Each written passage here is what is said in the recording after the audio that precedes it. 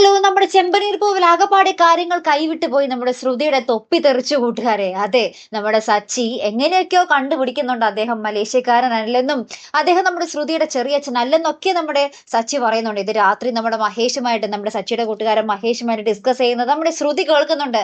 ശ്രുതിക്ക് ഇത് കേട്ടപാടങ്ങൾ അങ്കലാപ്പ് തുടങ്ങിക്കഴിഞ്ഞു.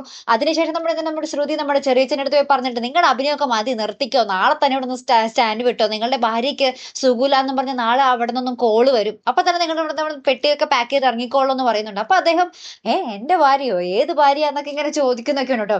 അപ്പോഴാണ് നമ്മുടെ ശ്രുതി പിന്നീട് കാര്യങ്ങളൊക്കെ വിശദമായിട്ട് പറഞ്ഞു കൊടുക്കുന്നുണ്ട്. പിറ്റേ ദിവസം രാവിലെ അപ്പൊ നമ്മുടെ ശ്രുതി എല്ലാവരുടെയും മുന്നിൽ വെച്ച് ഇങ്ങനെ പറയോട്ടോ, ചെറിയമ്മയ്ക്ക് പാടില്ല, ചെറിയച്ഛൻ എത്രയും വേഗം പോണോന്നൊക്കെ. അപ്പൊ തന്നെ നമ്മുടെ സച്ചിക്ക് എന്തൊക്കെയോ പന്തികേട് തോന്നി. സച്ചി ഇങ്ങനെ രൂക്ഷമായിട്ടൊക്കെ നോക്കുന്നുണ്ട്. അപ്പൊ തന്നെ നമ്മുടെ ചെറിയച്ഛൻ എന്റെ ഭാര്യയോ, ഏത് ഭാര്യയാന്നൊക്കെ അപ്പോഴും പറയുന്നുണ്ട്. അപ്പൊ പിന്നെ നമ്മുടെ സച്ചിയുടെ സംശയം അങ്ങോട്ട് മുറുകി.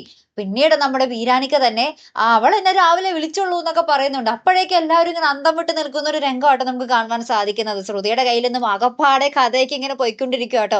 അപ്പൊ ഇനി എന്ത് കള്ളങ്ങൾ പറഞ്ഞായിരിക്കും നമ്മുടെ ശ്രുതി അവിടെ പിടിച്ചു നിൽക്കാൻ പോകുന്നത്, അല്ലെ കൂട്ടുകാരെ? അല്ലെങ്കിൽ ശ്രുതിയുടെ ചീട്ട് ഇതോടുകൂടി കീറുമോ എന്നൊക്കെ നമുക്ക് കണ്ടു തന്നെ അറിയാട്ടോ. അപ്പൊ എന്തായാലും അടുത്തൊരു വീഡിയോ വരുന്നത് വരയ്ക്കും ഗുഡ് ബൈ.